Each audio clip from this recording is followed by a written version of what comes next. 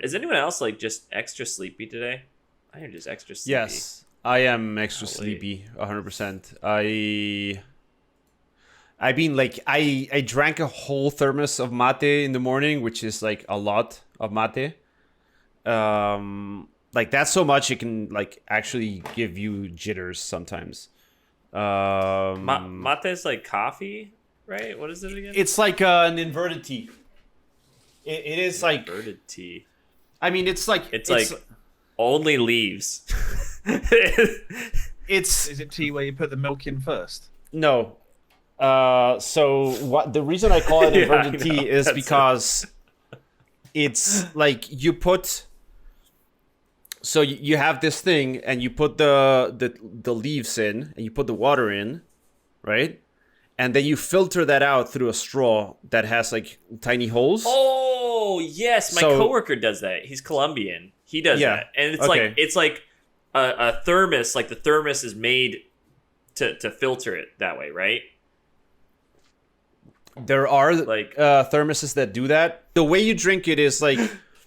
Ideally, like if this is like a cutout of the porongo, which is the traditional like the way it's called, the thing. You put the leaves like they are at an angle, and you dampen this side, and you put the straw there, and like you put water, like you'll start wetting more and more as you start drinking it, like in each successive thing. And it's a very communal drink. Like it's supposed to be passed around. Like I'll drink one, then you pour more water in it, then you pass it to the next person, and so on. Which make sure you spit in it a little bit, so you all get closer together.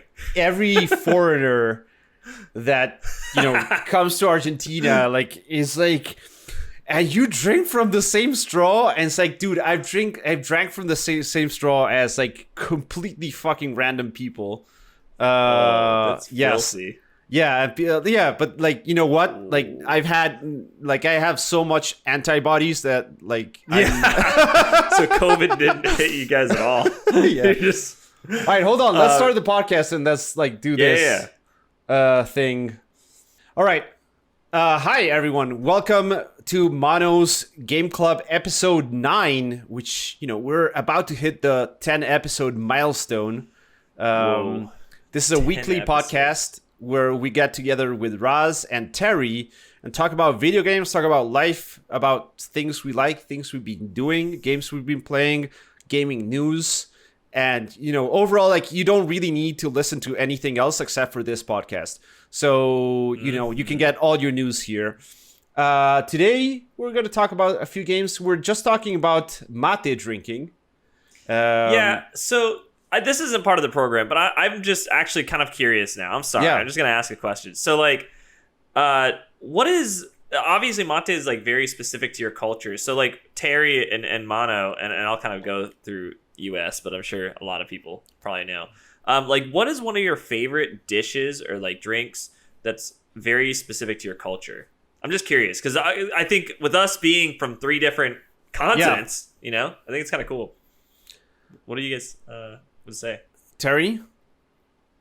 What's, like, one of your favorite food items that's very specific? Like, yours, I guess, I mean, not to be, like, stereotypical, but, like, I think of, fish and chips, like, when I think of the UK, which is actually pretty good from Disney. I've gone to Epcot and had the fish and chips. They get people from the UK, so we'll say. Okay. So I haven't had fish and chips from America, but when you say fish and chips, the chips are very specific, right? Because you can't buy how they do their chips in the store or anywhere else. Mm-hmm. Fish and chip shops do their chips in just a certain way that no one else can do, pretty much. But for me, I mean, a lot of I won't say a lot of English culture, but it's sort of like American culture. It's sort of spread around a lot, and a lot of people eat that sort of food and drinks. So I'd say for me, trying to think of something, it would probably just be a Sunday roast. What's a Sunday roast? Yeah, what's a Sunday roast? So you have your roast potatoes. You got to have them crispy on the outside and fluffy in the middle. Oh, nice. Yorkshire puddings, it's sort of like, I'm trying to explain it. to you guys. It's sort of like you take a batter mix for like a pancake, but you cook it in the oven and you make it into almost like a little cup. Okay. Just Google Yorkshire puddings, because you could pour loads of gravy inside the middle of this, Yorkshire pudding, and then you just have whatever veg you want, roast chicken or beef or whatever, any main animal. And you just it's just nice. You have like a massive pile on your plate. It's just a Sunday roast, pretty much. Dude, that sounds great. Yeah, I've never heard of that ever. Sunday You'll probably roast. fall asleep after eating it because Oh it's yeah, just a lot. all good foods have to like knock you Loads down. of gravy as well. Like when I say gravy, I mean real gravy, Raz, not this like weird white gravy that Americans have, like with biscuits and gravy, right? Hey, I saw this. I think it was on TikTok. Yeah, so there's this woman on TikTok called Yorkshire Peach. She's an American who lives in Yorkshire, and she's been living there for about 7 or 8 years. And she does these comparisons between the two countries, and she was on about biscuits and gravy. And now, for me, biscuits is like what you guys call a cookie, yeah, right? And gravy is, if you've Googled Sunday roast, you see all the brown gravy. But your version of biscuits, and we wouldn't eat our biscuits and gravy because that's just weird. And American biscuits and gravy is like, I don't know what the biscuit is, but it's that plus catsick, pretty much, it looks like. oh, yeah. I mean, I never eat that, it? so I don't know. I couldn't tell you what it is. I don't think I've ever had that. yeah. There's no version of biscuits and Sounds gravy good, here but- either. Yeah, no.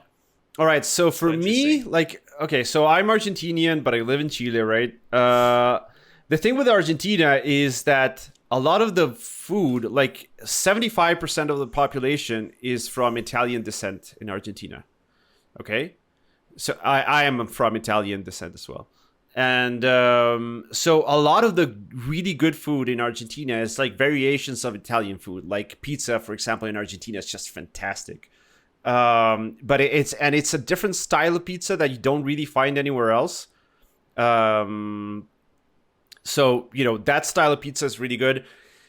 What I really do think is just like the absolute most epic thing is we have the pastry, like the bakeries in Argentina are insanely good.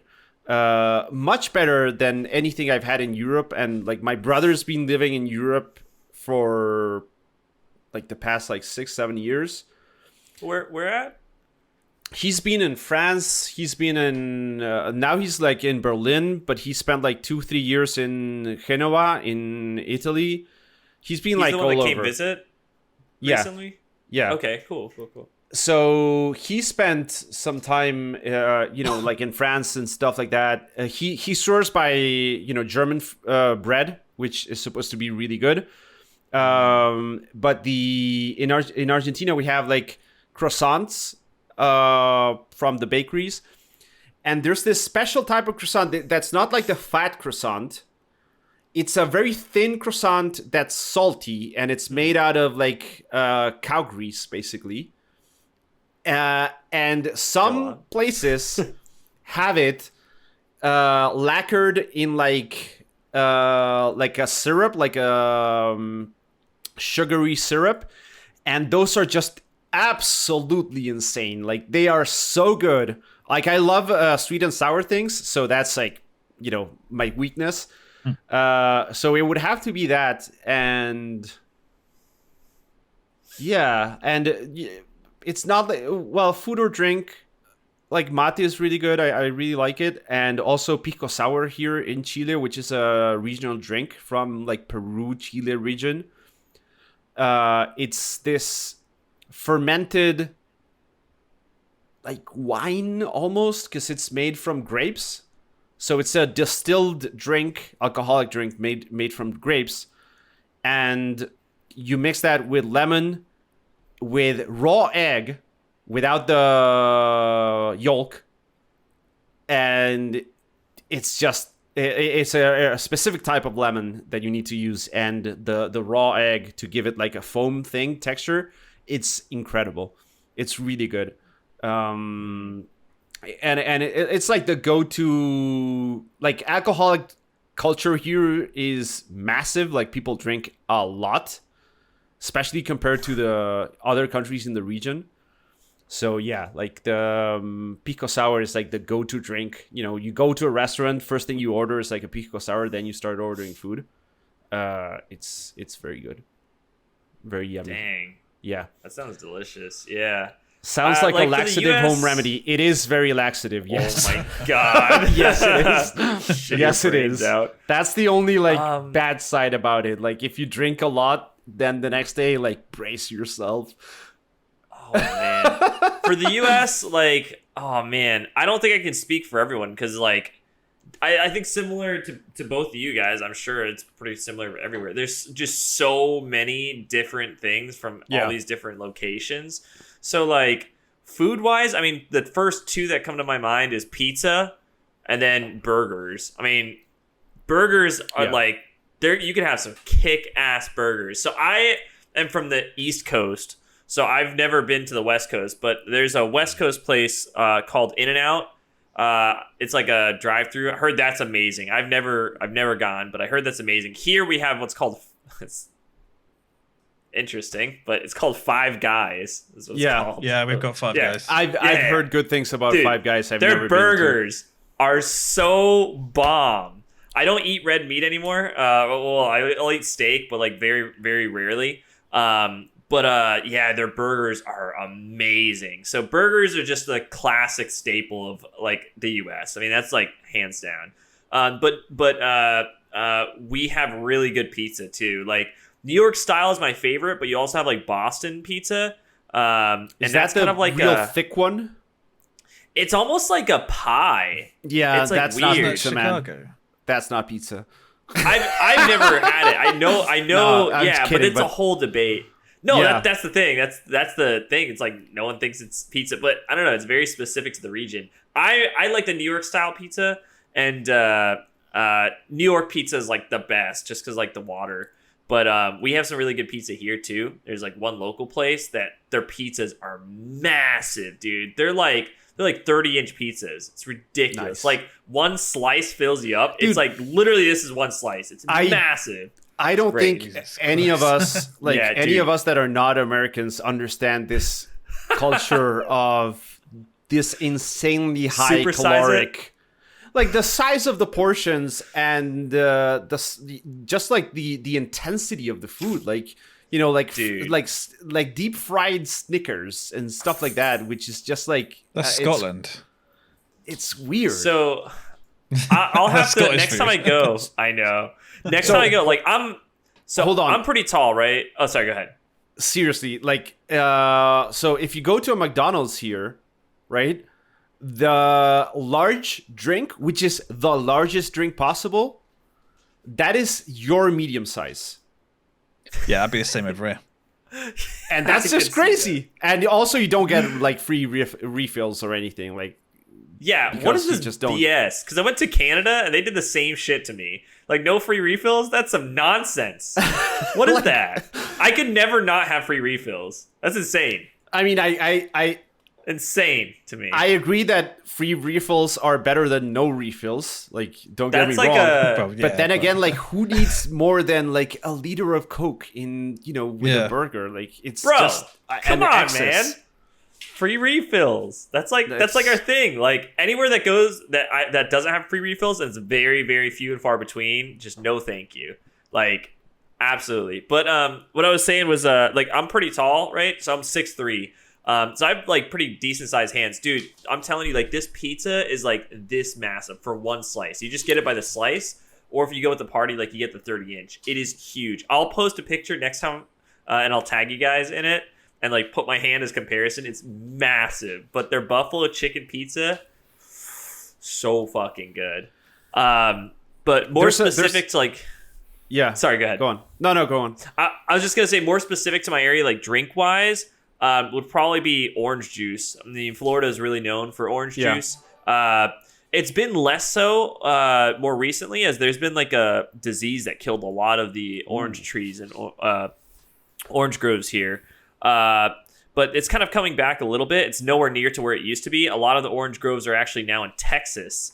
But also Florida passed a law where back in the day, like early mid 2000, like 2000 to 2010, you could go and they would have orange groves just everywhere, right? And like you could literally, that was like a whole thing in Florida. You go over and you could just have fresh squeezed orange juice from the groves like right out back. And when you came over into Florida, they on would like have the side of the road or something, or yeah, like everywhere, just everywhere. And like when you come into Florida, they would have a giant orange like building, like it's just a kind of one room like like kitchen kind of looking thing, right? But it's one room, and it would just be a thing that you'd come into Florida, you'd park on the side, like pull up to it, and they just hand out freshly squeezed orange juice. Nice. Just everywhere you go. But now you have to pasteurize the orange juice. So they don't do that anymore. It has to be processed and then comes back just in case that sucks, people get sick. Yeah, it sucks. So it's not nearly as it used to be, but it's still, I mean, orange juice here is still like amazing. Like I went to Iceland a couple years back, and it's like Florida orange juice, and I was like, oh hell yeah! I was like back at home. I tasted it and I was like, this is the worst thing. This is like water with like orange flavoring in it. It was so bad. When you have it here though, it is just amazing. I think my favorite one is like Florida's Grown or something like that. There's I recognize really that brand. Good. I think I get, like, you can get that in the supermarket here. Yeah, that would be like where is it? It's called Simply Orange. Sorry, Simply Orange is the best. That is the best one. Orange juice is very good. Yeah, very good. But I was gonna say, one of the things here in Chile specifically, like, so Argentina is like all like barbecue, right? Like the classic food in Argentina is barbecue. Texas barbecue, like the Argentinian meat, you know, is like world renowned because there's just so much farmland that you know, like there are some feedlots, but there's also like a ton of farms that have their like free range cows, but those cows are never going like up or down any surface. Like it's all flatland, right? So their meat is like super tender and stuff. It's like really good. Nice. But here in Chile, like the fruits are, so like our grapes, you know, are like exported all over the world, and like cherries and stuff like that, like peaches and stuff like that. Like it's a massive export here. So the cherries you get here, the strawberries are just insanely good. Like I just had a bowl full of strawberries, and that was like super good. Like everything that's like foresty style, like red fruit, you know, like berries and strawberries and like blueberries. I don't know the US, the American, sorry, not the American, the English names for all of them. So but they are really good. And like if I go walking like 5 blocks from my home to the like, there's a hill that you can just go walk, and there's this absolutely massive like blueberry trees that you can just like pick off the blueberries and eat them, and they're very good. Dude, that sounds amazing. Yeah, the barbecue in Texas, I've been to Texas a handful of times, dude. Oh, that barbecue is the bomb. They also have really good Mexican cuisine as well, like in San Antonio where I've been. Yeah. A lot of Spanish culture there. I love Mexican Latino. Food. Yeah, really good. But dude, their barbecue is just like what do they use for barbecue fuel there? In because like ours is so my picture wood. of the American style barbecue is like the half cut you know, barrel. And they stick the it's usually like local to that area, so it's different, but I mean it's just like they smoke it. It's like a lot of smoked stuff. They throw it in those giant like barrel long things. The gas style barbecue is considered in Argentina to be like an absolute sacrilege. That's the same thing here. That's like it took many years actually for like, so if you have an apartment, you can buy like a little like gas parrilla barbecue thing for your apartment, like so you can use it in the balcony or something. It's supposed not to be legal, but it's Argentina, but that, like, nobody did that because it was considered to be so, like, in such bad taste to cook the food that way that nobody did it. And now it's slowly becoming like people are gonna like, oh, you know what? Like, it's better than nothing, at least. It's easier as well, right? I've got like a traditional barbecue, whack in charcoal. Yeah. Light. But pretty much nearly everyone I know has a gas barbecue. It's just like done. It's on. But the charcoal problem with one, it's like, let's get it started. Let's give it about an hour or so. But the problem with the gas barbecue is some types of meat and some cuts won't get cooked the way they should, basically, because for example, if you're doing chorizo, for example, the chorizos tend to explode and like shoot. What? Yeah, like they will tend to like burst. Got those like fat on the inside and stuff. Yeah, and like spew like geysers of fat, like. Oh my god! And that in a gas barbecue is actually a fire hazard, basically. Like, I've had a gas barbecue go up in flames, to a scary degree, because we were cooking like highly fatty meat in it, and the gas barbecue is like not the best for that. Also, like, we slow cook the meat, like. Ideally you want to cook the meat the slowest possible, and have it like be there an hour and a half or something, to really to have it be really good. And while you can do that in a gas barbecue thing, it's like not, it's not the same thing. Also, the gas itself that gives it a different taste than the charcoal or wood. Yeah. Can I flip the question on you guys again? Because now I thought of another one. I'm sorry, because this is so interesting. Yeah. So, have you guys all traveled like internationally at all? Yes. Yeah. You have? Okay. So, have you ever been culture shocked by another country's cuisine? Obviously, no hate. We're pretty. I mean, we're somewhat. I'm not cultured. Like, the American. I'm American. American cuisine. Yeah. What the fuck? No, I'm just kidding. Go on. No, just like the level of the size of the portions and just the excess. God, and I remember once we went to New York, not January. Upstate June. Or like New York City? New York City, June 2011. It's scarred in his mind. Actually, dude, Lula's wife. What? Go on. My wife is called Lula. Lula's dad had a meeting scheduled for September 11th in the World Trade Center, and he just didn't feel like going, and he didn't go. Whoa. Yeah.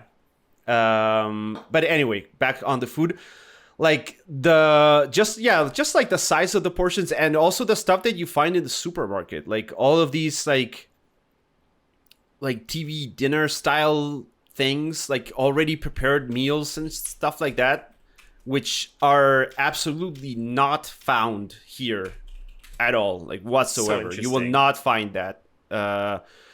So seeing that, like we wanted to buy like an uncooked piece of chicken and some lettuce and stuff like that in New York City.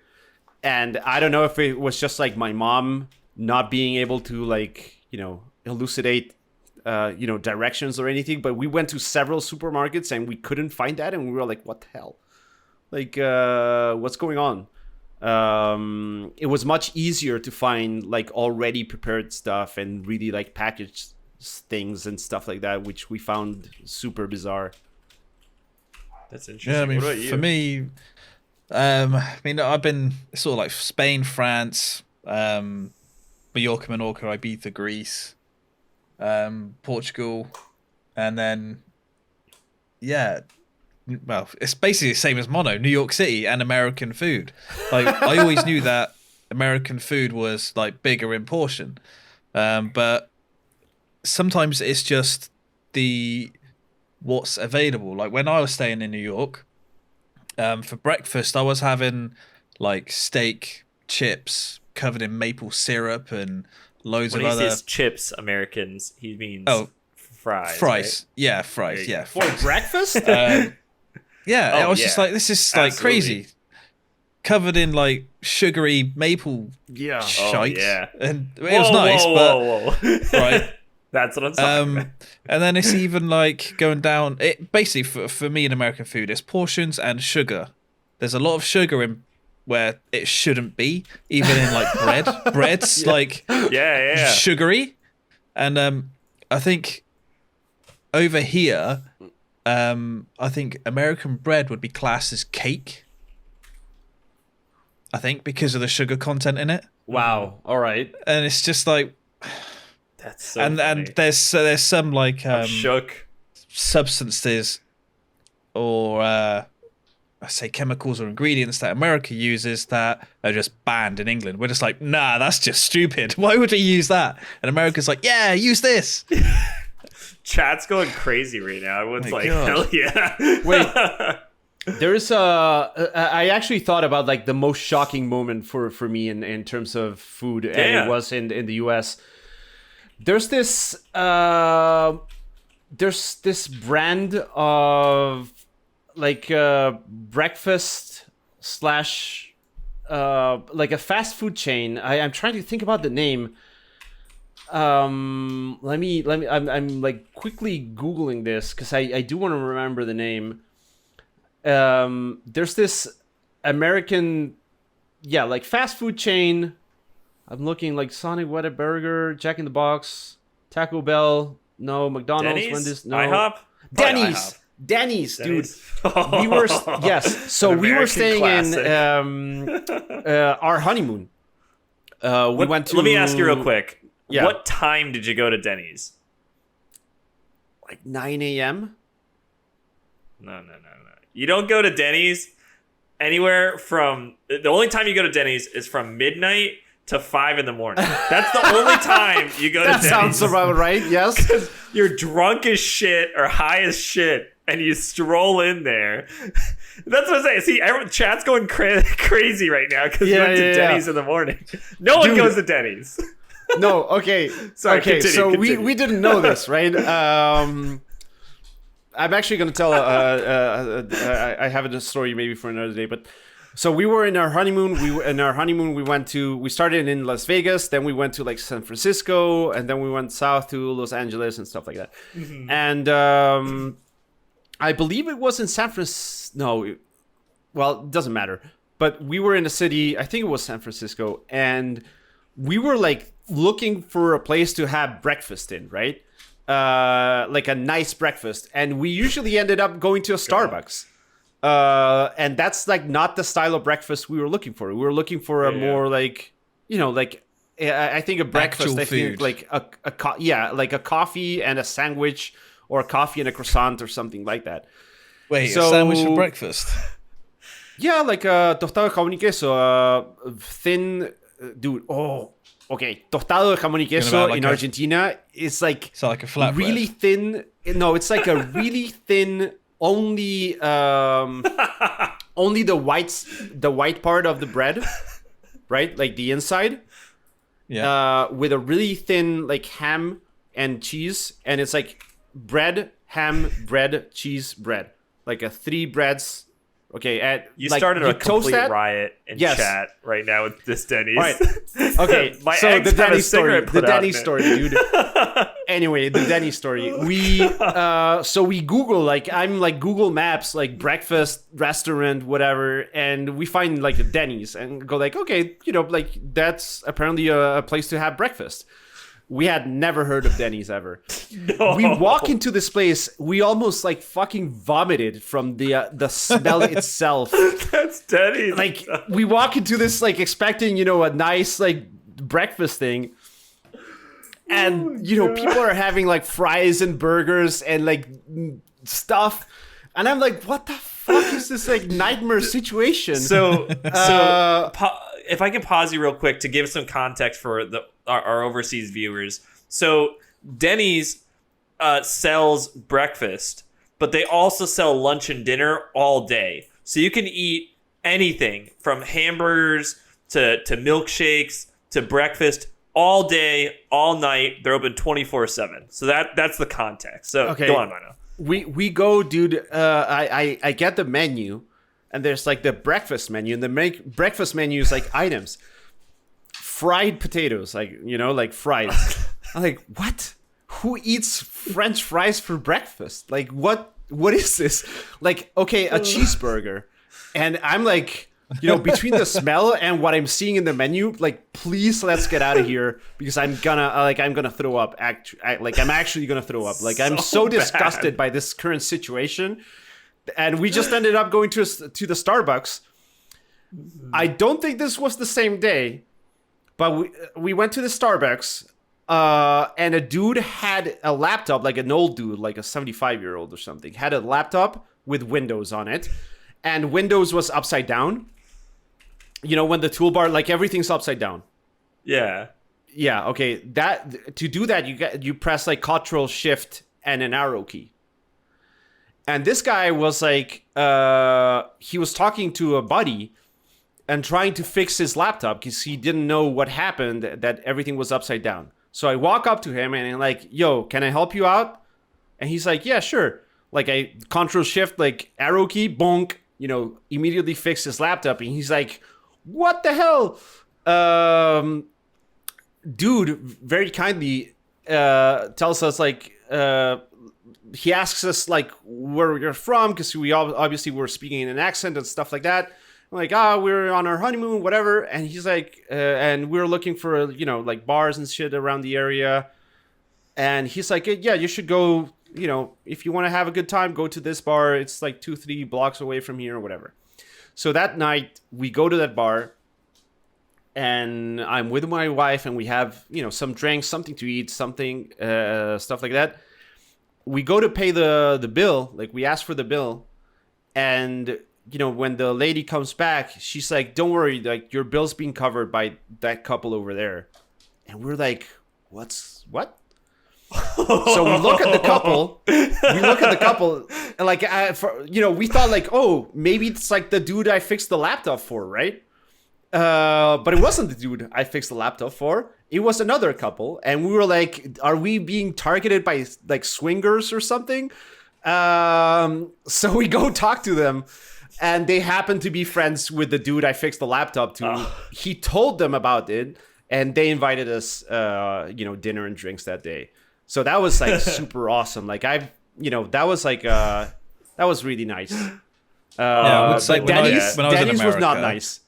Yeah. No. Like I would say generally American people, the ones that like I spoke to when I was over there on holiday, really pleasant, really nice, generous, and everything like that. They were definitely nice. So I 100% could see that happening. What happened? Yeah, dude, I was actually like super surprised. I wouldn't expect anyone to do that. Yeah, very they're generous, like overly friendly. Yeah. Yes, 100%. So one last thing. Hold on. Yeah. Talking about like Argentinian style pizza and stuff like that. Pizza Hut opened in Argentina, and they were out of business in like 2-3 months. Yeah. Because there's so many, like, seriously, like, you cannot go, like, 2 or 3 blocks without a pizza place in Argentina, basically. And it's so good that nobody was eating in Pizza Hut. Like, like, why would I go to Pizza Hut if there's, like, a million other places that are cheaper and better and local, like, yeah. Also, Denny's opened here in Santiago, and I've like Denny's. There was a Denny's close to my apartment where I lived in an apartment here in Santiago, and I literally never saw anyone inside of that Denny's. And after like 3-4 months, it was closed. Dude, so I don't like smoke anymore. Like I used to smoke a little bit here and there with friends, but dude, like I remember when I was a kid, like in high school or like right out of high school or something, I got so fucking high And my buddy's like, I'm really hungry. And I was like, I'm really hungry too. Mind you, it's like 3 a.m. And we're like, let's go to Steak and Shake. So Steak and Shake, Denny's, fucking Raz a Stoner, no. Steak and Shake, IHOP, they're all kind of like the same mumbo jumbo. But Steak and Shake is more so for burgers. But they're open 24/7 as well. It's just burgers 24/7. So like 3 a.m, we fucking go, and we're just high as shit, and we're just sitting there in complete silence by ourselves. And then like my one buddy is like, I have to go use the restroom, and we're like, okay. And so he gets up very slowly, walks to the bathroom, gone for like 30-40 minutes. We're like, we should probably check on him. And we're just like so high. We're like, do you think everyone thinks we're high? I think we're high. Classic. Everyone thinks they're high. And then I get a text. I get a text from my buddy. And he's like, yo, I am so fucking high. And I am freaking the fuck out. In the bathroom? And I'm like, oh shit. And I'm like, everyone knows we're fucking high. We got to make sure we're like super incognito about this. And I'm like, I like text him. I was like, yo, let's just leave. Like, let's like put the money on the table and just go. So like put the money on the table, and he comes out and he's like fucking crying, like losing his fucking mind. He was so high. And like I didn't smoke a lot, so like I was high as shit. And so we're just all super high, like paranoid as shit. And I guarantee, like, of course everyone knew we were fucking high. We're like in there at 3 a.m. Like no one goes nobody to the Steak and cares. Shake. No one gives a shit. Like, that's but when the you're thing, high like, as shit, you don't understand when you're high. It's like you're nobody high as fucking balls. cares. You think Nobody's everyone's gonna looking be at like, you. "Oh, you're so. high, man. I'm gonna like kick you out." Like nobody cares. It was so ridiculous. So yeah, I mean that's kind of my story. We went home, and then I never like smoked again for like three years, and then I smoked like once or twice, and that was it. But God, I never went back to Steak and Shake since that moment, because I was like, everyone knows I'm high. No, I could never. You go reminded back. me of. So I went to Europe with my brother 2008, I want to say, and we went to Amsterdam. And we were like we were experimenting at the time, and we bought some mushrooms, right? So we each buy a tray of mushrooms. Wait. Oh, we each buy a tray of mushrooms. A tray? So, yes. Holy shit. Like, that's the portion that was recommended. That's like a pallet here. we measure so we go there. pallets. So we buy the trays. We go to like a park, and we just like start eating. And my brother, it's like these long stem mushrooms, and my brother like was eating like the top of it. But then, like, the stem, he was like, this tastes like garbage. I'm not going to eat this. It right? tastes like shit. Yeah. Okay. And I was like, draga, so his stems He's got are to all hold like... your breath and just munch. His stems are all, like, there. And I'm like, are you going to eat those? It's like, no, I'm not going to eat this. It's like, it's the worst. And I'm like, okay, then I'm going to eat your stem mushroom, right? Anyway, fast forward to like 45 minutes, and he's like, dude, this ain't like I'm not feeling shit. And I'm like, yeah, I'm not feeling shit either, man. Let's go let's go eat something. So we go to like a restaurant, and we order a pizza and stuff. And I'm there, and the wall, there's like this wallpaper on the wall, and the wallpaper is like moving. Right? Oh boy. And I'm like, yo, what the hell is this like European tech, man? They have this like crazy ass wallpaper. Is this like a TV projection thing? What is this? And he's like, what the fuck are you talking about? And I'm like, dude, are you not seeing the fucking wallpaper move? And he's like, no, dude, I am not seeing the fucking wallpaper move. And I'm like, oh shit. So What preceded was like 9 hours of my brother stuck with me. He's not high at all, and I'm like flipping out. Dude, that was a lot of fun. That was Dude, that was awesome. A lot of fun. I've never done that again, but I kind of do want to do it because it was a very memorable moment. Yeah. So when I did mushrooms, I did quite low strength ones. So when I did them, they gave me like I was just giggling, anything, absolutely anything. I would just be laughing for ages, and I had loads of energy. But some of my friends who had done them before did the more stronger ones, which they ended up seeing stuff. And I remember one of the I don't know why it wasn't funny, but it was hilarious, right? So the funniest moment, because we did them all in one of our hotel rooms, so we'd know would be somewhere we knew like would be safe, sort of safe and all that. Like a safe space. It was just silent for about 10 minutes, right? It's just silent. We were just all lying there, and then one of our friends who had been almost like out for like 30 minutes lying down on his bed just suddenly said randomly, "My brain is amazing."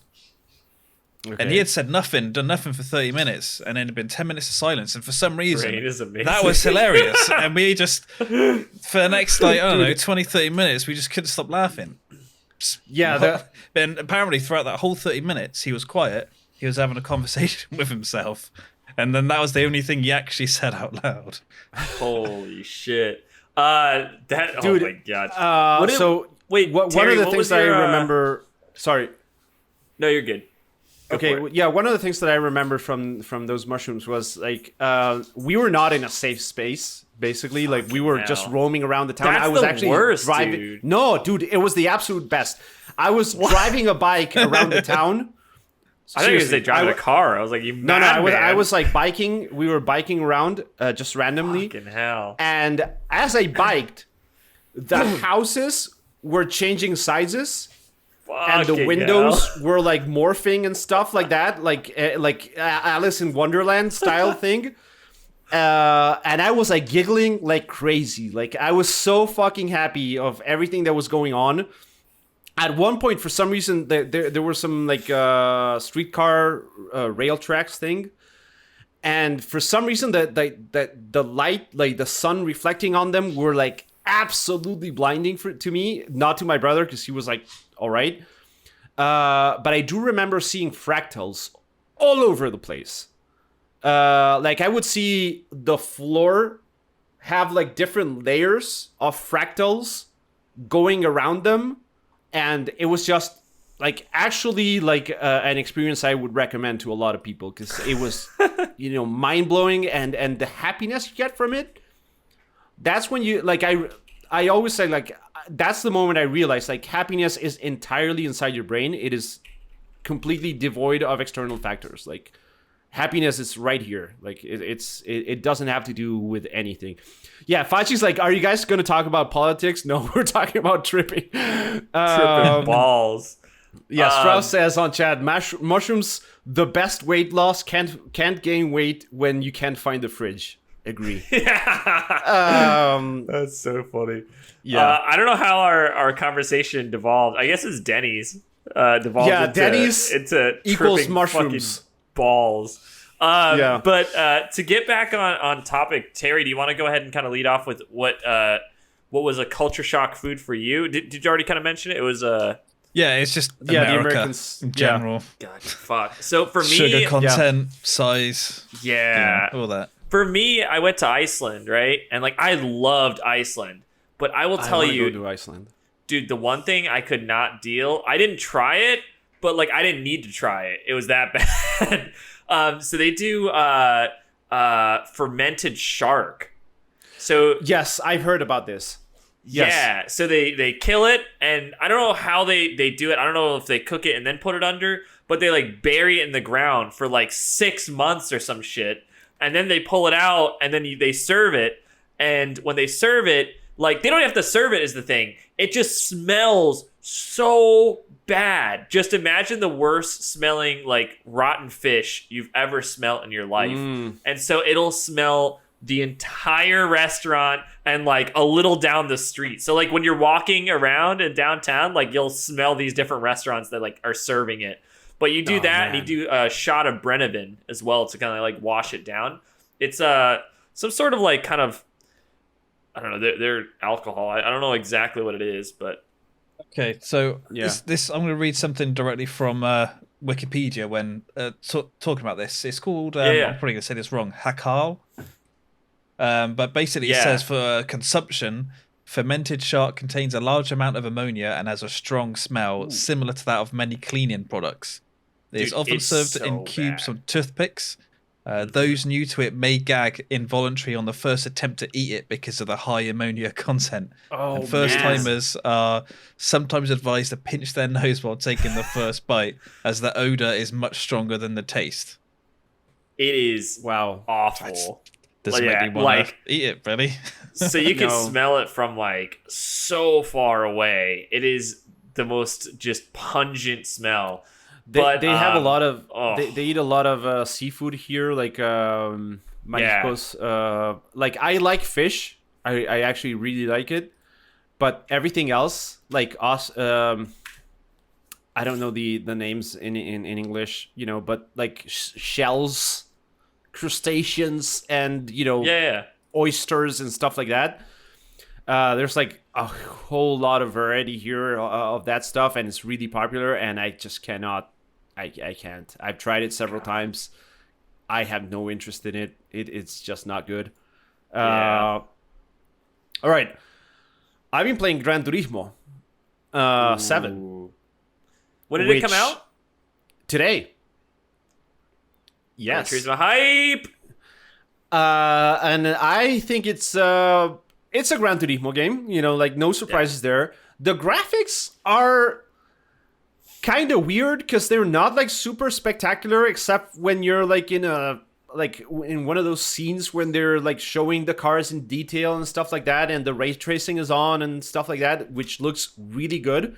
But otherwise, like in the racing, when you're racing and stuff, it just looks kind of similar to the PS4 game before it, to GT Sport. It's not like a super massive That's what I thought too. Are you playing it on like the performance mode or the ray tracing I put it mode? on ray tracing mode, but ray tracing is only available when you're not racing. So for replays, it's replays only. Replays only, and like scenarios, like there's like this like basically like cars and coffee menu where you go take some missions and your car will be there, and stuff like that. And all of that, like that's when the ray tracing is on, like when you're checking out your cars and buying cars and stuff like that. And, at that point, it looks like super, super good. But yeah, like in the racing, like it's not enabled. So like I'm kind of disappointed with the graphics. It doesn't look as good as something like Forza Horizon, for example. Like no, it doesn't look as good. I'll be honest, it looks the same as the last one. I'll probably say with Gran Turismo, it's probably going for more a realistic, like real feel. But I'd say Forza probably goes more for like a stylistic, realistic style. I wouldn't say it goes really realistic. Like it is somewhat realistic, but I don't know. Like it looks like it plays exactly like the last Gran Turismo, which is kind of arcadey, to be honest. Remember Remember that? What was that PS4 game? That Drive Club.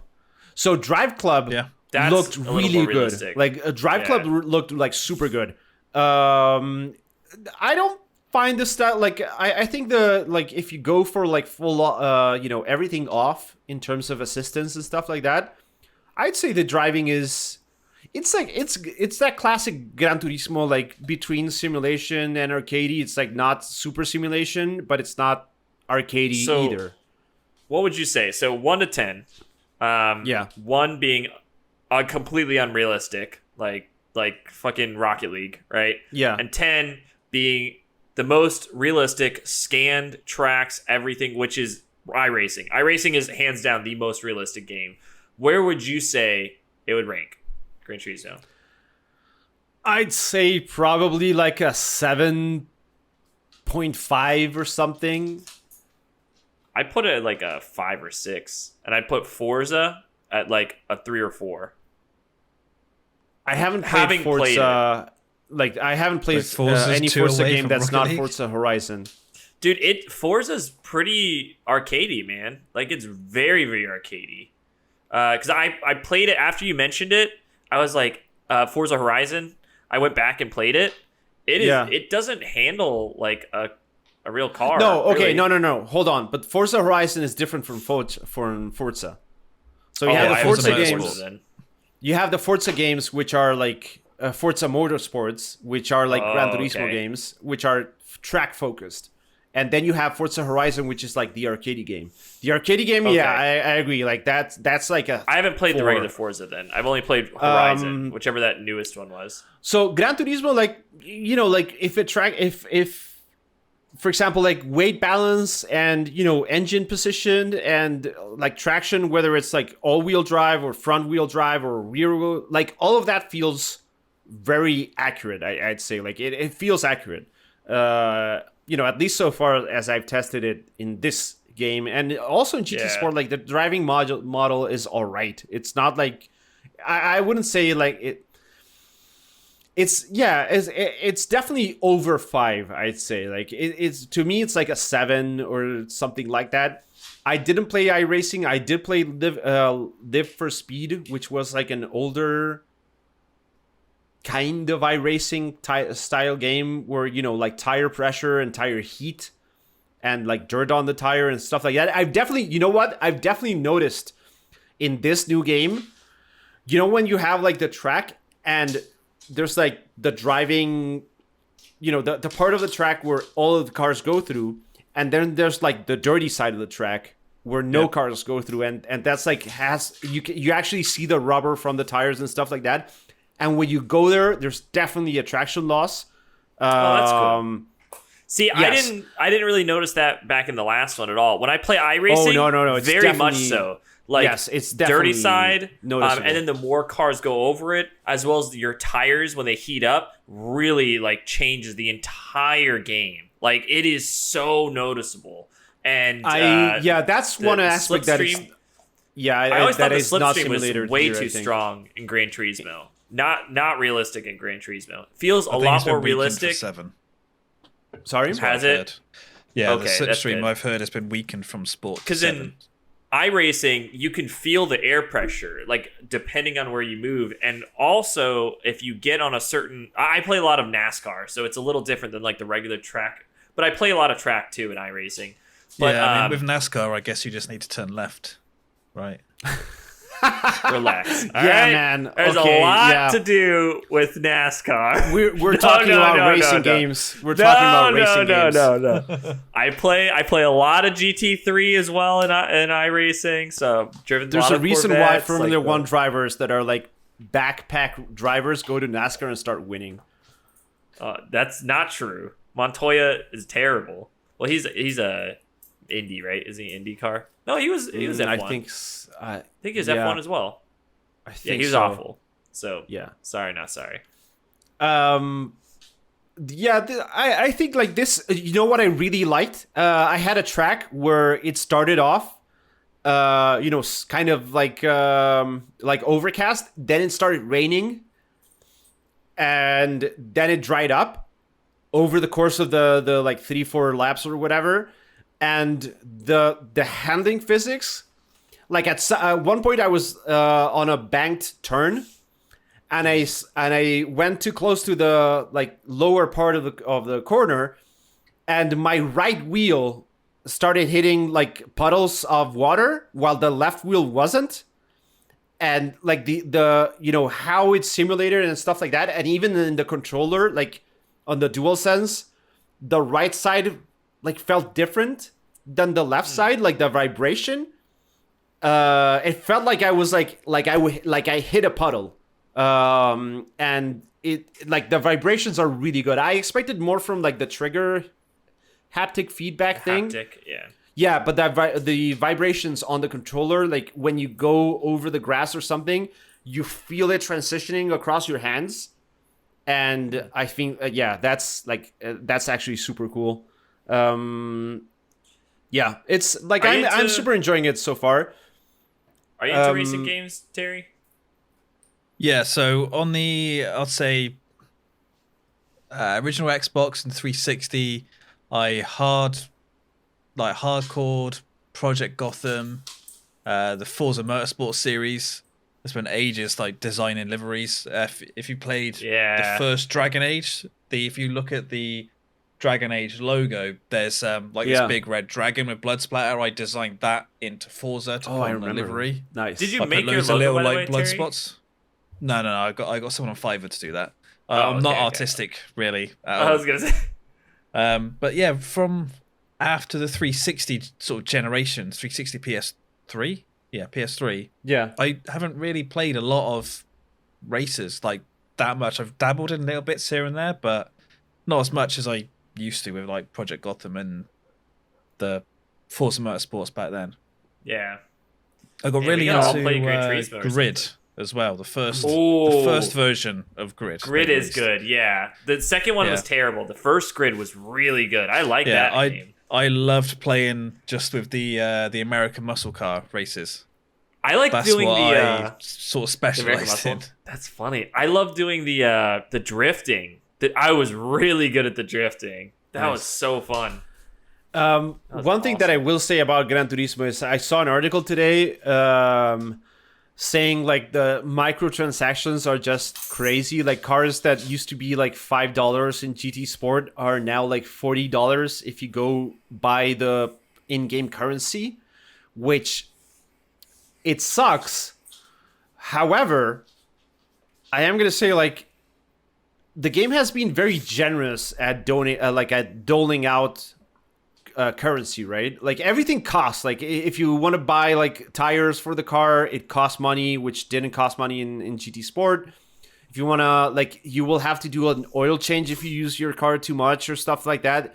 That costs like 5,000 credits. But like I've seen a race already in the menu that says like, you know, complete this race and it's like 65,000 credit reward. So, you know, a car costs like the article was mentioning like some cars costing like 2 million credits or like 3 million credits. And that would be like the equivalent of like $40, which is crazy. But I just like, it's like, so that's how it was in the last so game it's too, though. premium currency. It's not actually buying the cars. No. It's like the only currency you have in the game is like credits, right? And you can buy credits or you can earn credits. Yeah, you can buy like 750,000 credits. I think you can buy I would have, but you buy the credits. You buy the credits, then car. you buy the exactly. Yeah, but I mean, you don't go to like PlayStation Store DLC Gran Turismo. This car £40. Correct. No. It's you buy the currency, and the rate at which you buy the currency versus the rate at which the game doles out the currency seems to be like super offset. I mean, it's very expensive to buy the credits. And it's not hard to earn them. Like you will do a 5 minute. From what I remember in sport, like I was really struggling at the beginning to get money, but then I just played like a little bit, not of the story or like I think it was a story. I don't know. I played one of the series or whatever, and I had like 1 million, so like I could buy like whatever fucking car I want. Yeah. Once you get a good car, then you just do online races, and I was doing online races and like scoring tons of points. I had like 5 million by the time I was done. Yeah, so far it seems to me like they are blocking the cars that are really like super special. Again, like versus, you know, you're gonna have to actually play a lot of the game to get that car. And I'm not opposed to that. Like I'm 100% not opposed to that. Like if you need to play like 150 hours to get like, you know, the Ferrari, whatever, F40 or whatever, like, I'm not opposed to that. It has to be achievable, right? But, you know, if I do find it cool to lock things against, like, if, you know, like, if you're a fan of this game, you're going to get the car. If you're not into the game very much, then you shouldn't even care, right? Like, it's to me that kind of thing. And so, yeah, like, so far, like, I'm enjoying it. And the microtransaction situation hasn't been, like, super... Yeah, I'm gonna have to play more of it. With this whole article about you can spend £40 and buy this 3 million credit car. It's if you look at where you are in the game, so I watched a bit of your stream. You're playing or you're racing the little hatchbacks. You don't earn a lot of money per win, but then as you progress through the game, you get the bigger cars to unlock the bigger races, which give you more reward. So then it's easier to achieve when you actually get to that point in the game. So looking at it from starting day one to 3 million credit car, it's like that's going to take me forever. But as you progress through the game and start earning more credits per race, and also there's not a huge gap between. No, it's more like it's consistent, and you move up. Yeah, I was wondering there peanuts for every race. I was wondering if there was a way. So in GT Sport, there was a way to really cheese the credit earnings, where you could do like a custom race in one of the longer tracks. You just do a long race. Yeah, like a 5-lap race with like a super fast car against like super crappy cars in the easiest driving mode, and you would do that like, I don't know, you would earn like a lot of credits per like 5 minutes or something. And I wonder if you can do that here as well, because you like the amount of credits you earn is independent from the difficulty you're playing in. So if you're playing in super easy difficulty and you just like spec out your car, you can win any race you want and just get all the credits, you know? So it doesn't, like, I'm not sure it's going to be a problem. You know, like people are like, microtransactions. And yes, I agree, but I'm not sure it's a problem. I will say iRacing, if you want microtransactions, for fuck's sakes. So iRacing, to give you some concept, you have to subscribe every month or a year to iRacing. Then you have to buy every single track, which is like $20-$30. And then you have to buy every single car. And the car is dependent on like what sort of, races you kind of want to do. And then when you buy the cars, sometimes like say this past year for NASCAR specifically, they just upgraded to like the new 2022 model. So now you have to buy a new car, and you can buy one of 3 cars and you can still compete, or you can buy all 3 cars. There's like a Ford, a Toyota, and a Chevy. So you only have to buy one. You do them for all, but like some people, I mean, the cars are like $20. So you buy one of them. Expensive. And sometimes like some of the cars are a little different in the aerodynamics. So it's like, oh, maybe I want like this car for this race because it's a lot of slipstream or whatever the case is. And then for the road racing, you have the multiple different cars, right? Like the GT series. So you can do like Corvettes, you can do the Lamborghinis, the Ferraris, the Ford GT, whatever you want to do. That all costs money. And then all the tracks cost money. So really depends. Like it's a lot of money. I put a decent chunk of change in there, and I haven't played in a little bit, but I want to get back into it. I'm going to make a debut.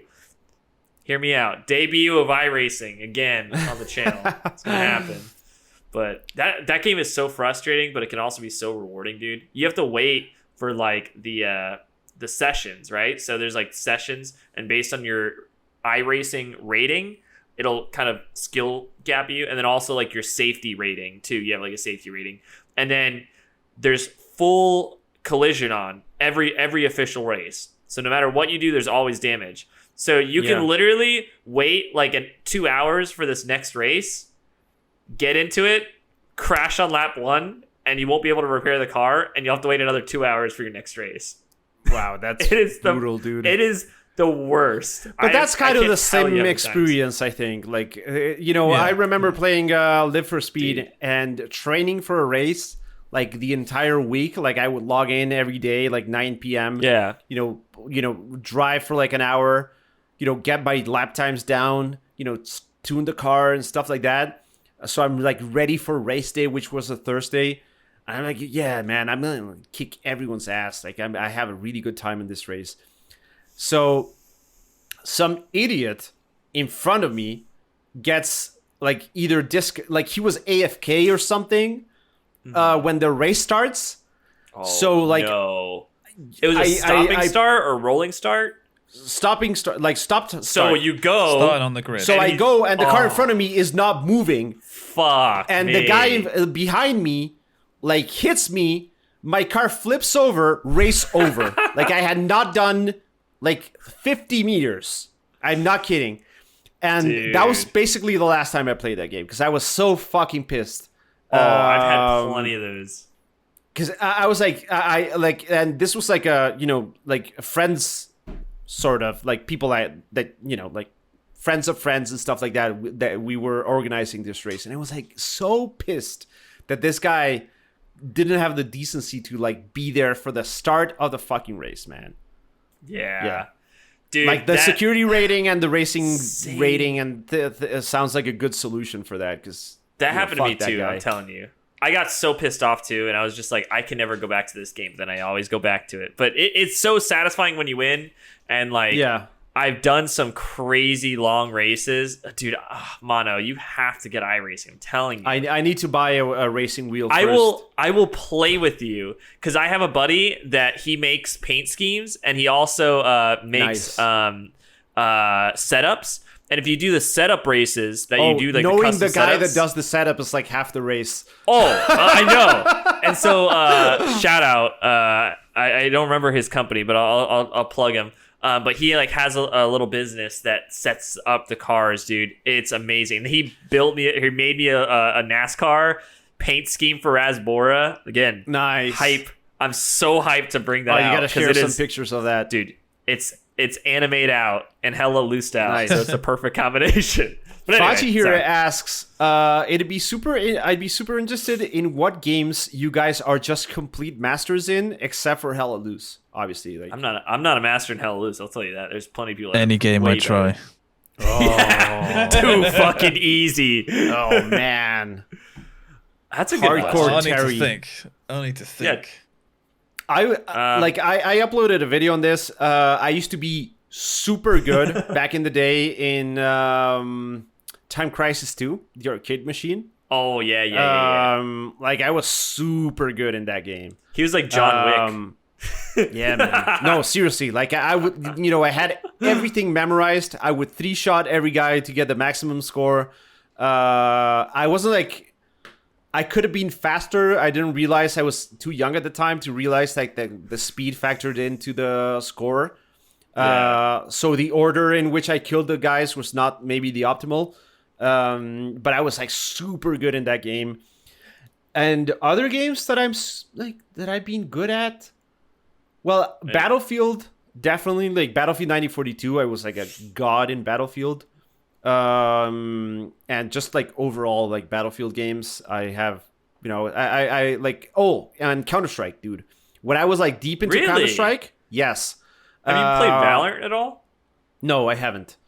I wonder if I tried playing Counter-Strike Go and just couldn't get into it, because when I played Counter-Strike, like I would play with a few buddies, and we had like our communication was nailed down. The strategies were nailed down, and not playing at that level to me is like, it feels wrong, right? So I want to I tried getting into Counter-Strike Go, and the people I was playing with hadn't played Counter-Strike back in the day and didn't like have the feel for how you actually play Counter-Strike at top level.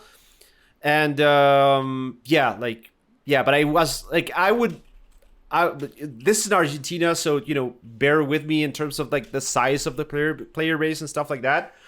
But every single time I would log in to play Counter-Strike, I would finish up like first or second on the leaderboard, and same for Battlefield. Like every single time, first or second. Poutine chat says Minecraft. She's a god at. Of course. Terry, how about you? I don't know. I've been trying to think, and off the top of my head, when I was really playing Battlefield, well, I'll generally say Battlefield games. When I play them, it's like the game I'm playing. But Battlefield 5 especially, because Battlefield 5 are by far the best gunplay in any Battlefield game, because it didn't use bloom, it used actual recoil patterns. But yeah, I'm just bloody trying to think, and I just can't think off the top of my head. Really? Mine was just Battlefield. Yeah, like specifically. I would say Battlefield. Sorry. Oh, sorry. No, you're good. The first Modern Warfare. I joined a community, and we played it was a league we played in, just like a small league.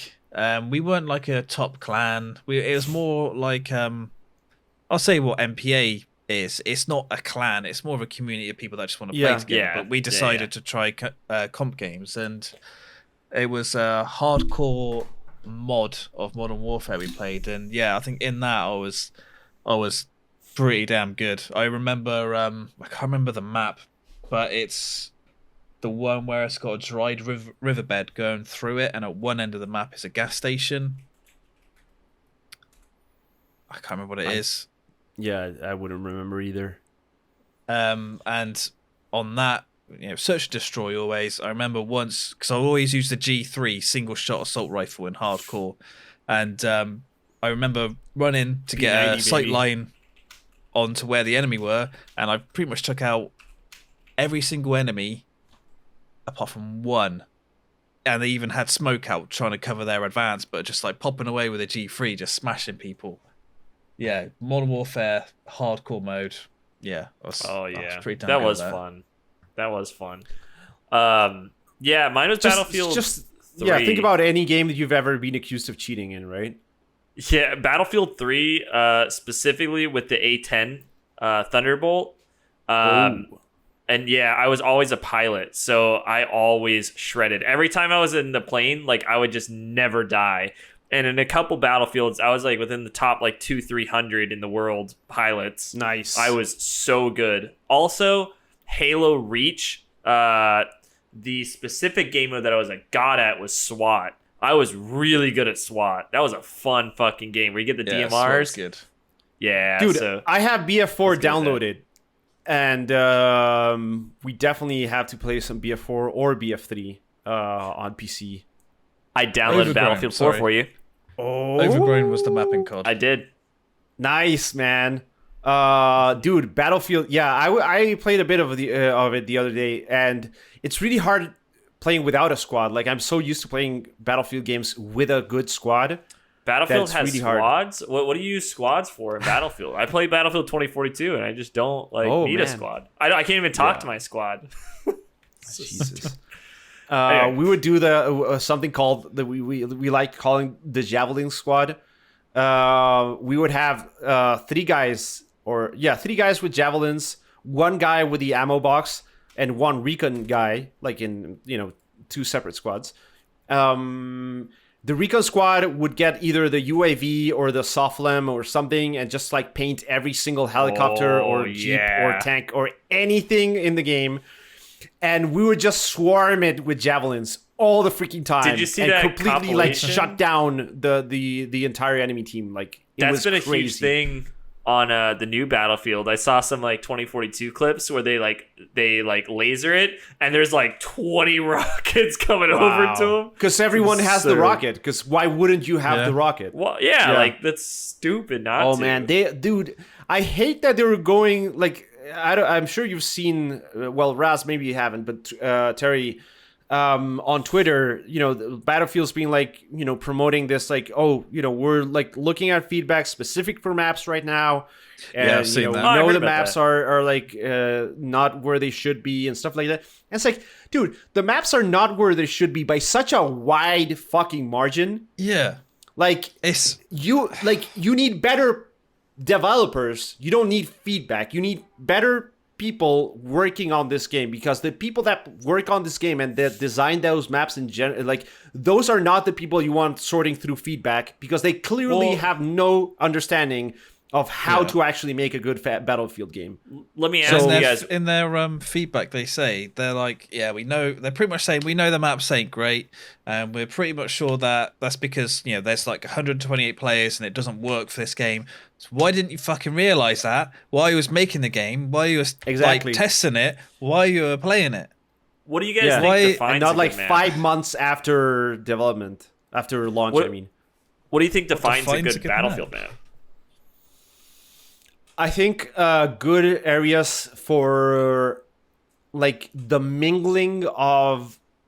So you got to have areas which both promote vehicle gameplay. So you need some distance, right? But you also need those vehicles to ultimately interact with the infantry in a way that the infantry still has cover, right?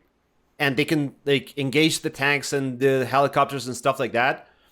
So, for example, I'd say like, oh man, do you remember that community So map?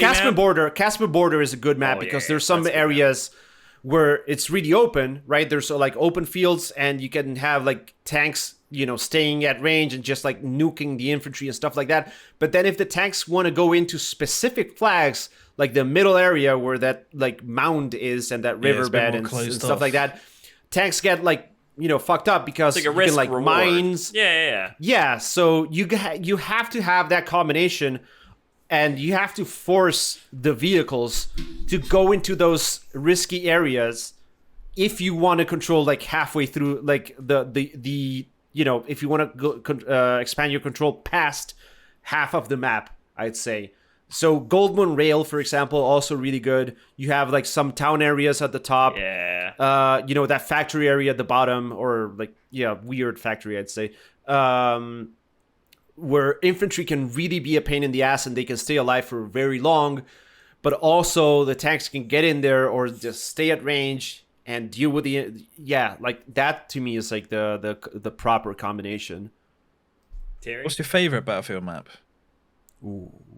Strike at Karkand, hands down. Best map. No. That is the best Battlefield map. Wait. Period. Wait, because there's a really good map, BF3 map, which I've always forgotten the name. I'm not very good with names. Strike My at Karkand. second favorite one is the community made map. Was it for Battlefield 3? I think it was. Strike at Karkand is very good. Yeah. The community map was amazing. The jungle map, where it had some like old like relic kind of stairs as one of the objectives. And then it was almost like a Japanese village or like a Chinese village. That was a really good map. Oh, Operation Firestorm? Hold on, Operation Firestorm? Map. That's a good map. Not my favorite, though. Damavand, also good. No, Operation Firestorm is the oil drilling one. And then like the giant two... The one that had like the pipelines going through a main road. It was like a desert. Right, and one of the bases was sort of behind a mountain area. Was that yes. one? Yes. Yeah, exactly. There was a giant base, and that's where everyone would snipe, and that's like the meme of like the Battlefield friends. They would snipe from there. Yeah. Siba Tower, I think, is also good. Which one? Oh, you know what's a really good one? The one with the giant satellite dish. That was a really good one. I like that one a lot. Karg Island, dude. Karg Island is really good. Oh, that is that's the one I would tear it up in the A10. That is one of the maps. Like Karg Island is one of the maps that I don't understand why in Battlefield 2042 in the portal mode. Why is that map not there? Like they put North Shore Canals, which is only good for TDM, but Karg Island is actually really good for Conquest mode. I mean, Operation Metro in Battlefield 3 was awesome. Operation Metro was solid. I don't like the super like convoluted infantry maps. Yeah, same. I love that. Operation Metro in Battlefield 5 was even better. That, like, when they opened up a lot of paths and stuff, I like that even more. That was awesome. One of the bases was like in the like middle of it. It was really cool. And then Zavod you had the whole back from section BF4. too. Operation Zavad. Yeah, that was okay. It was like a Russian map, right? Obviously, Wake Island from Battlefield 1942. Dude, Battlefield 1942, Iwo Jima and Guadalcanal. No, Iwo Jima and... in Battlefield 5, Operation... that map was really good. Wake Island was really good in Battlefield 5. I don't see the fuss about Wake Island at all. I think it's a massively overrated map. I do. I agree it's overrated. I do agree it's overrated. But it's good in Rush. Or in like Breakthrough or whatever it was. In Battlefield 5, it was really good. I liked it. How you have to like wrap around the island, push through. I liked Wake Island more in Battlefield 1942 than in any other Battlefield. Because the way it's done in 1942, it's like... like putting AT mines is like super important. The way you can drive around the map, the way you can just like, camp the enemy, like airplanes and stuff like that. And also you can drive, the destroyers around the island so you can like submarines as well. Yeah, you can have a spawn point in a place where you can't in really any other Battlefield game. So What's your favorite map, Terry? Carcant. Strike at Carcan? Yeah. Yeah. I'm telling you, that's such a good map. That's the best map in Battlefield. That's what I'm saying. Like Battlefield 2, it was so good. Battlefield 3, it was amazing. Such a good map. It's just like the street fighting is really good. The tank fighting is really good. Just the urban warfare, the setting is really awesome. I don't like the last area of Strike of Karkan, like the bridge and then the tiny little base on the other side. Oh, where the train tracks are, like past that. Past no, the you know, train like tracks. the top, exactly, past the train tracks. I think that's the weakest part of that map. Yeah, it is. Yeah, I would agree, but I mean, you never spend time there because there's like one base, so you always spend time right in that first area, like the middle area. Sharky's so good as well. Sharky Which one? Peninsula. Sharky Peninsula. I'm gonna There's have another. to. That is there's that from another BF2 one. as well? Yeah. BF2, BF3. I think it's in BF2. Yeah. I remember playing Sharky in BF2. It's SHARQI. I'm pretty sure it's in BF2. Oh, yes, I remember that map. Yes, that's a very good one. That's the one with the building on the top right in the peninsula and a helicopter would spawn in. Yes, that's a very good map as well.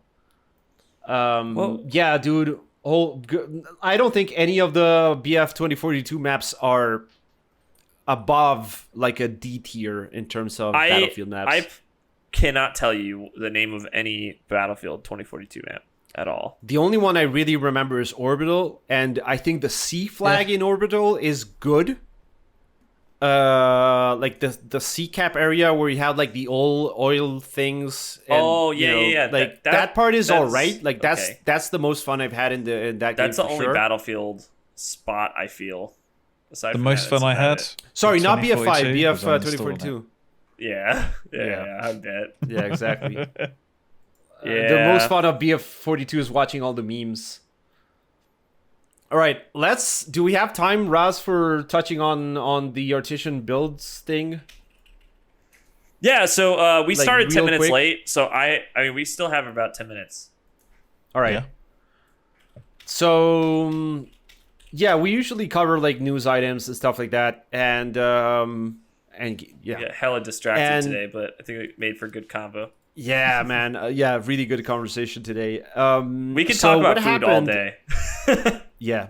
So Facts. what happened was there's this company called Artesian Builds that does like custom PC builds. You know, like you can buy pre-made, well, quote unquote pre-made PCs by them, or you can like customize your own and stuff like that. And they work a lot with content creators, right, and streamers and stuff like that. I was actually affiliated with them. I'm still am technically. Like I haven't, formally emailed them and stuff. Until like after this. I'm just kidding. Basically. So what happened is, Terry, do you have the name of the Twitch streamer? Kia Pia. Kia Pia. So every now and then they will have these live streams where they will give away a PC to their affiliates. So the people, the streamers that are in their affiliate program that get the discounts and stuff like that for their viewers. And like I was part of that affiliate program. And what happened was this streamer won the contest, like won the raffle basically, and won the PC. And during, like, right there, the CEO who's in the live stream checks out her account, and he's like, "Oh, like, you don't actually qualify for the like follower count and gain. Like you've gained like what, like 3 followers this week, and you have this follower account. Let's see actual quote. Let's see if there are any redeeming qualities. Yes. Like if you have any redeeming qualities, Like, I don't know what he was referring to. Maybe she's like hot or something, or she has like Big a bobs. very popular maybe Twitter account or something. I don't know. But basically, like, they went back on their own terms of, like, terms and conditions of the raffle that they were doing in a way that's illegal, actually, because they changed the basis for participation after the results were in, basically, and they just drew another winner for that PC. And they were like basically checking out her stats live on a stream, with tons of people, and belittling her accomplishments as a streamer, basically, in just like the shittiest way possible, basically. So that exploded on Twitter after she posted the video and was like, what the hell? And after that, they went back and forth with a few apologies. Like, first it was like a post, like a 5-section post, not really apologizing for anything, while also promoting themselves. Like being like, oh, guys, you can get like the best PCs here, and we always like give like great PCs to our affiliates and stuff like that. So, we do good things for our affiliates, but we fucked up on this side. So, bear with us. And then there were like multiple apologies, like in video form, in letter form, in so on and so on. And basically, they were complete non-apologies. It's corporate apology where they're like, "Oh, we're sorry, we'll do better." But, really, you've broken the law because of how you change your raffle or sweepstakes rules. So, they're not doing anything to make it right apart from apologizing. They should be giving her a PC, but I know loads of other people have stepped in. Twitch and Twitter followers have exploded. Jay's 2 Cent has built her a PC. He's a big nice. I love Jay. PC builder, YouTuber guy. But what a lot of people aren't reporting on as well is that during this exact same stream where Kia was refused her win, there were 8 others that were refused their wins as well for the same sort of reasons. No. Are you kidding me? I didn't know that. Well, it's either 8 other people on this same stream, or recently there's been these 8 others who have been disqualified as well. I've read, or no, it was in a video that this was told and all these other people were shown, all these other clips were shown, but I can't 100% remember if it was on the same stream. But if it was on the same stream, that's 9 people they owe PCs to. PCs to, yeah. And all these people, I mean, I guess technically could do something legally against Artesian Builds.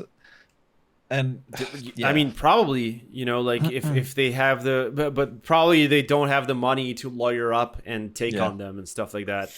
But they would definitely have a case, because they do, they do say like, oh, we're going to give away a PC to our affiliates.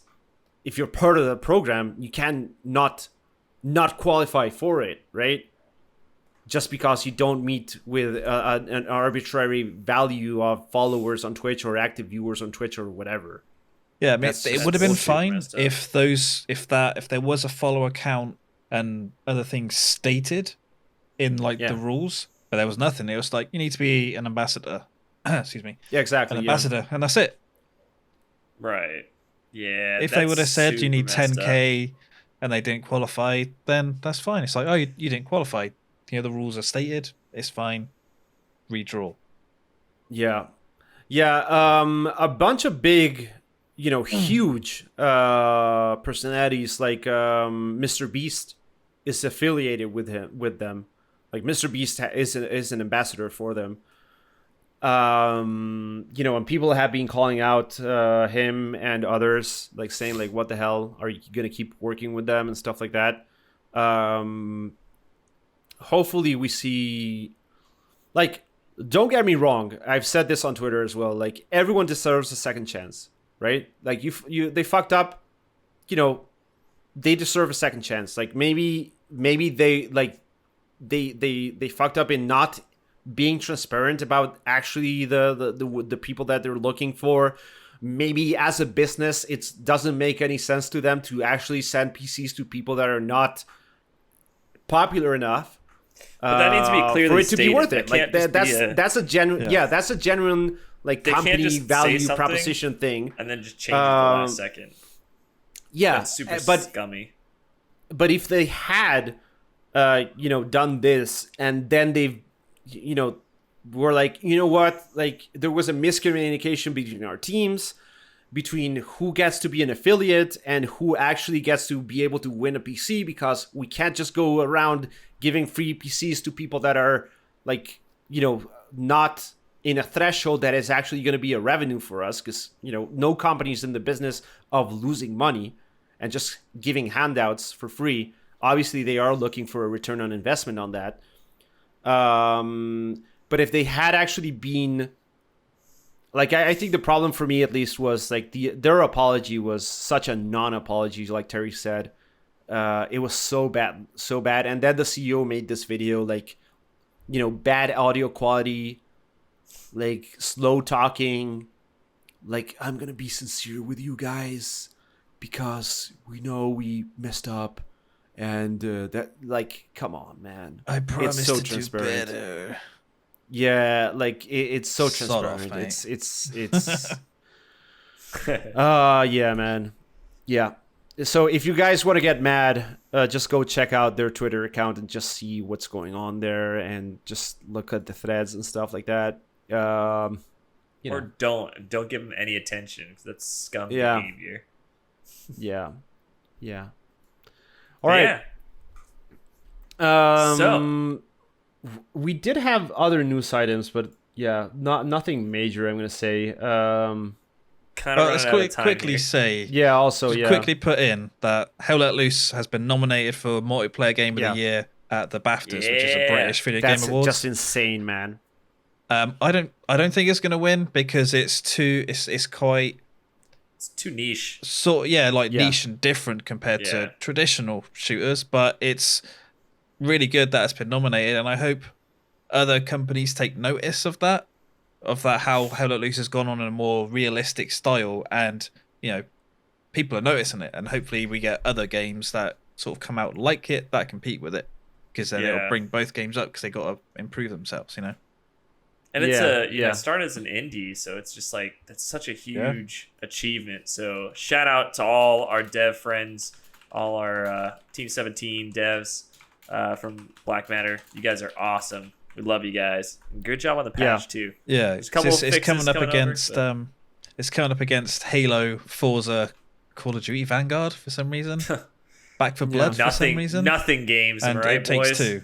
It's probably going to be Halo definitely Infinite Back or for It Takes Blood Two. and Call of Duty.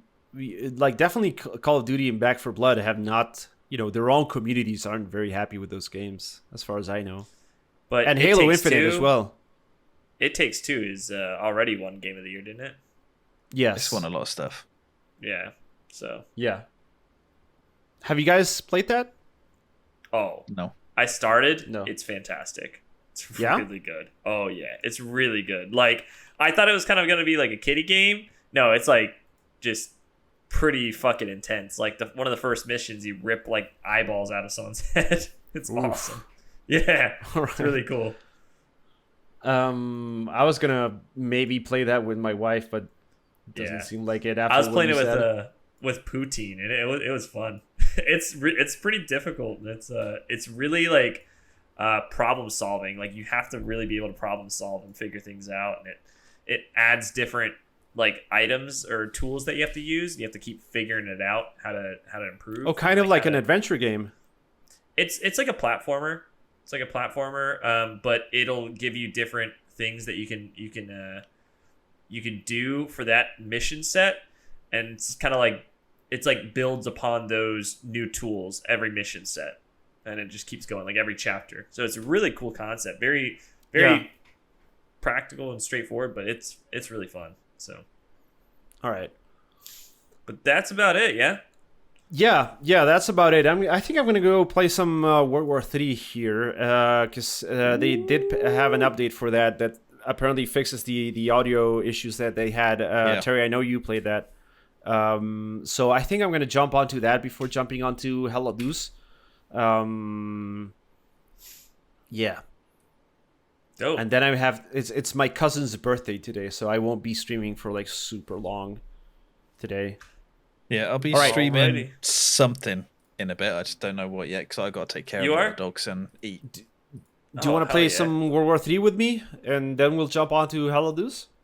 If you're still on, yeah, I've got to take care of the dogs and eat, eat my own food. All right, I don't know how long deal. All right, guys, that's gonna be it for. Sorry. I was just gonna go ahead and send my stream over to someone, but yeah, guys, thank you so much. All right, sorry, you can end it up. Yeah. Well, thank you for listening or watching, and that's gonna wrap it up for today's show. Hopefully, we have to think about something important to do for episode 10. So send in your questions, suggestions, and stuff like that to monosgameclub@gmail.com, and look up the podcast on YouTube. There's a specific channel for it, Mono's Game Club. So look it up. It's available on Spotify, Google Podcast, Apple Podcast, and stuff like that. So yeah, thank you guys for listening, and catch you next week. Bye-bye. See you later, guys. Yeah, bye. Cheers.